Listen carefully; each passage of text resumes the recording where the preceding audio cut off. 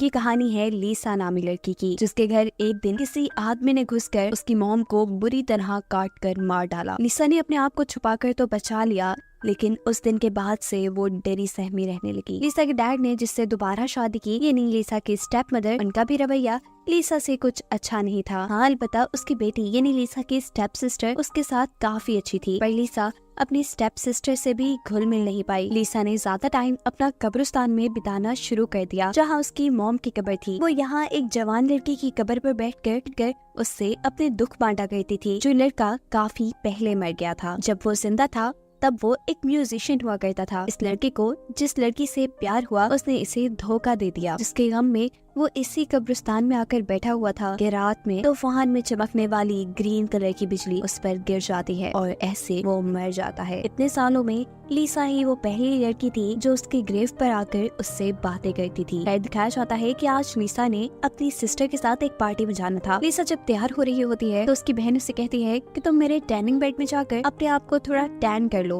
अपनी बॉडी को थोड़ा डार्क कर लो। उसकी बात मानकर लीसा चाहती तो है, लेकिन इस बेड में थोड़ी खराबी थी। लीसा को इस बेड में लेटने पे करंट लगता है। अलबत्ता वो फिर भी पार्टी में चली जाती है, जहाँ उसकी बहन तो अपने फ्रेंड्स के साथ बिजी हो गई थी और लीसा यहाँ बेचारी अकेली। यहाँ एक लड़का शरारत में उसके जूस में कुछ मिला देता है और फिर उसके साथ बदतमीजी करने की कोशिश करता है। तब लीसा उसे बचकर वहाँ से भाग आती है। अपने साथ होने वाले इस वाक़ये से वो बहुत ज्यादा दुखी थी। वो इस लड़के की कब्र पर बैठी हुई दुख में कहती है कि काश तुम मेरे पास होते। ये कहकर लीसा अपने घर आ चुकी थी और पीछे दिखाया जाता है कि आसमान में आज दोबारा से ग्रीन बादल छाए हुए हैं। वो अब घर आती है। उसे अभी भी इतना गुस्सा आया हुआ था कि उसने अपने घर का एक मिरर तक तोड़ दिया था और उसके ऐसा करते साथ ही हम आसमान से ग्रीन बिजली को कब्रिस्तान में गिरते हुए देखते हैं। ये बिजली उसी लड़के की कब्र पे गिरी थी जिससे लीसा बातें किया करती थी और अब वो लड़का जिंदा हो चुका था, जिसकी खबर अभी किसी को नहीं है। फिर दिखाया जाता है कि लीसा के उठने पर उसके स्टेप मॉम ने उसे बहुत डांटा है, क्योंकि रात में उसने घर का शीशा तोड़ा है। वो उसे इस शीशे के पैसे मांगती है। हालांकि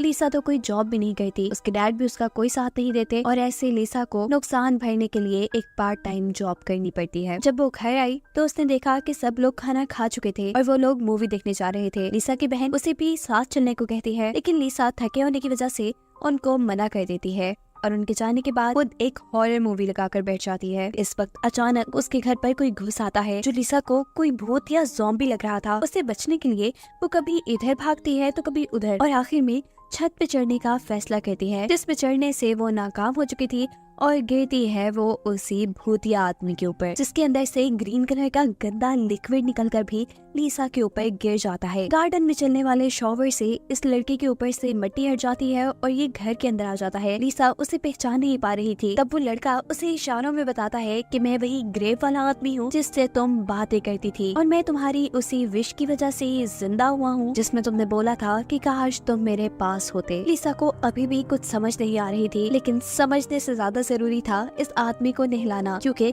इसके अंदर से बहुत ज्यादा गंदी स्मेल आ रही थी। यहाँ हम देख पा रहे हैं कि इस आदमी का एक हाथ नहीं है और साथ में उसने लीसा को दिखाया है कि उसकी जुबान भी नहीं है। वो जब नहाकर बाहर निकलता है तो लीसा देखती है कि उसका एक कान भी नहीं है। वो आदमी लीसा को समझाता है कि मुझे तुम्हारी मदद की जरूरत है अपने बाकी सारे बॉडी पार्ट्स ढूंढने के लिए। इससे पहले ये लोग आगे कुछ बात करते लीसा की फैमिली घर वापस आ जाती है, लेकिन घर की हालत तो बहुत ज्यादा बुरी हुई हुई थी। इस ज़ॉम्बी से बचने के लिए चीजें कुछ इधर उधर पड़ी थी तो कुछ टूट चुकी थी और लीसा की स्टेप मदर का मानना था कि ये सब लीसा ने जानबूझ के किया है। वो अपने हस्बैंड से यानी लीसा के डैड से कहती है कि तुम्हारी बेटी पागल हो चुकी है और अब हम इसे पागल खाने छोड़ाएं। लीसा उन्हें बहुत बताने की कोशिश करती है कि ये सब उस क्रिएचर की वजह से हुआ जो उनके घर में घुस आया था, पर उसकी कोई बात नहीं सुनी जाती और ये सारी बातें वो क्रिएचर भी कमरे में सुन रहा था।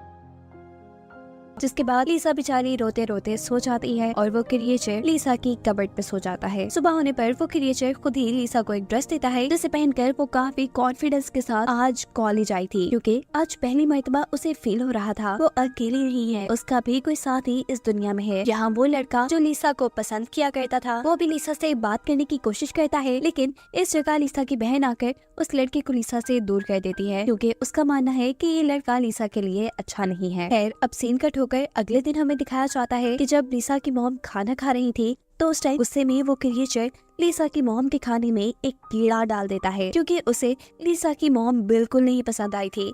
वो लीसा के ऊपर हर वक्त कोई ना कोई जुल्म करती रहती थी। इस कीड़े को देखकर इस औरत को लगता है कि ये सारी भी लीसा की ही शरारत है और अब वो ये फैसला कर लेती है कि अगर वो कोई पहला काम करेंगी तो वो लीसा को पागल खाने छोड़ कर आने का करेंगी। हालांकि उन्हें तो आज एक कॉन्फ्रेंस में जाना था, पर वो सब कैंसिल कर देती हैं लीसा को पागल खाने छोड़ने के लिए। वो जब लीसा को लेने के लिए उसके कमरे में आती हैं और उसे बुरा भला कहना शुरू करती हैं, तो तभी वो क्रिएचर ऊपर से कोई चीज मारते हुए इस औरत को जान से मार देता है। लीसा ये देखकर घबरा जाती है, पर उसे ज्यादा दुख नहीं हुआ क्योंकि उसे तो ये औरत पहले से ही पसंद नहीं थी। ये क्रिएचर अब इस औरत का कान भी काट चुका था। लाश का ये लोग क्या करते, तो इस लाश को घसीटते हुए ये क्रिएचर और लीसा उसी कब्र तक ले आते हैं जिसमें से ये क्रिएचर जिंदा होकर बाहर निकली थी। लाश ठिकाने लग चुकी थी। अब घर आकर ये क्रिएचर लीसा से कहती है कि इस औरत का कान मेरे जिस्म के साथ सी दो। लीसा ने भी ये कान सी तो दिया था, लेकिन इस कान का कोई फायदा ही नहीं था क्योंकि ये क्रिएचर इस कान के जरिए सुन नहीं पा रही थी। तब ये क्रिएचर लीसा के हाथ में एक बिजली का निशान बनाते हुए उसे समझाता है कि ये कान तब काम करेगा जब उसे करंट लगेगा। लीसा को अब याद आता है उसकी सिस्टर का वही टर्निंग बेड जिसकी वजह से मूवी के स्टार्ट में उसे भी करंट लगा था। वो उस क्रिएचर को उस बेड में लेटा देती है और खुद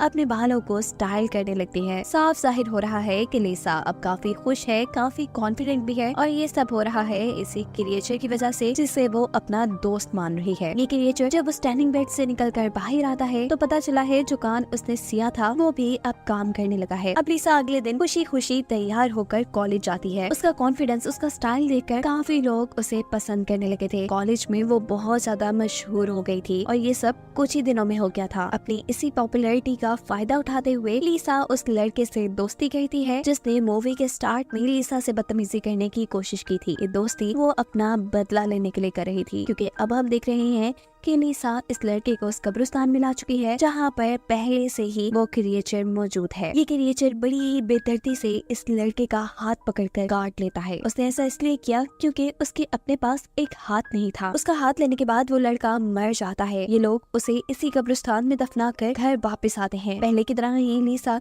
इस हाथ को इस क्रिएचर के बाजू के साथ सी देती है, जिसके बाद क्रिएचर करंट लेने के लिए टर्निंग बेड में लेटती है और उसका ये हाथ भी किसी आम इंसान के हाथ की तरह काम करने लग जाता है। हाथ ठीक हो जाने के बाद ये लड़का लीसा के लिए पियानो बजाता है क्योंकि ये बात तो हम जानते ही हैं कि वो पिछली जिंदगी में एक म्यूजिशियन था। लीसा इस सब से बहुत ज्यादा खुश थी। आहिस्ता आहिस्ता ये लोग अच्छे दोस्त भी बन चुके थे और काफी करीब भी आ चुके थे। लीसा इस चीज से बहुत खुश थी, जबकि दूसरी तरफ उसके घर वाले बहुत ज्यादा परेशान थे क्योंकि उसकी मॉम का काफी दिन से कुछ पता नहीं था। पहले तो उसके डैड और उसकी बहन को लगता था कि उसकी मॉम एक कॉन्फ्रेंस में गई है, लेकिन जब काफी दिन वो वहाँ से नहीं लौटी और इन लोगों ने पता करवाया तो मालूम हुआ कि वो तो उस कॉन्फ्रेंस में गई ही नहीं। लीसा के डैड अब इस सारी बात की खबर पुलिस को कर चुके थे और इस चीज ने लीसा को भी परेशान कर दिया था। वो इस लड़के से कहती है कि हमने 2 मर्डर किए हैं, तुम तो एक क्रिएचर हो, तुम्हें कौन पकड़ेगा और मुझे पुलिस छोड़ेगी नहीं। आज नहीं तो कल मुझे पुलिस पकड़ लेगी और कुछ दिनों बाद शायद मुझे फांसी भी हो जाए। वो लड़के से कहती है पर मैं मरने से पहले अपनी एक तो ख्वाहिश पूरी करना चाहती हूँ, जिसमें से एक थी कि मैं अपना एक दिन अपने फ्रेंड के साथ गुजारना चाहती हूँ। यही सोचते हुए वो अपने कॉलेज आती है तो वहाँ जाकर उसे पता चला है कि उसका फ्रेंड आज आया ही नहीं। साथ ही उसके दूसरे क्लास वालों के भी मरने की खबर यहाँ फैल चुकी है, यानी उसी लड़के के मरने की खबर जिसे लीसा और उस क्रिएचर ने मारा था, जिसकी इन्वेस्टिगेशन करने के लिए पुलिस भी कॉलेज आई थी।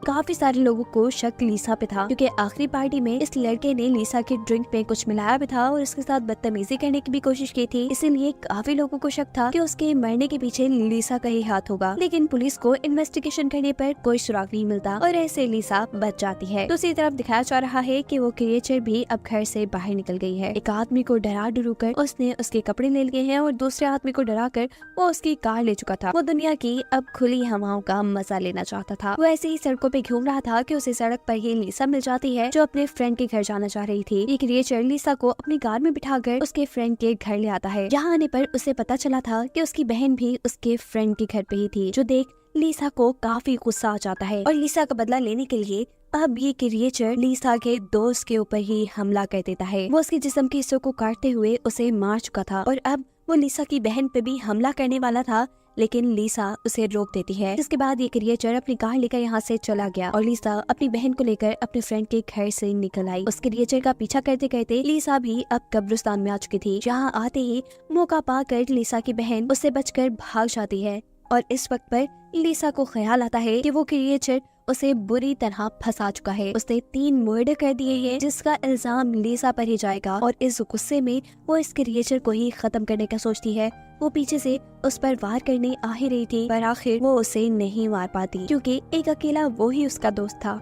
वो यहाँ इस क्रिएचर को बता देती है कि मैं तुम्हें बहुत पसंद करती हूँ, जिसके बाद ये लोग घर आ जाते हैं। लिसा यहाँ पर एक और मर्तबा इस आदमी के जिस्म के हिस्सों को सीती है और फिर से ये लोग उसे शॉक ट्रीटमेंट देते हैं, जिसके बाद अब ये क्रिएचर काफी खुश नजर आ रही थी।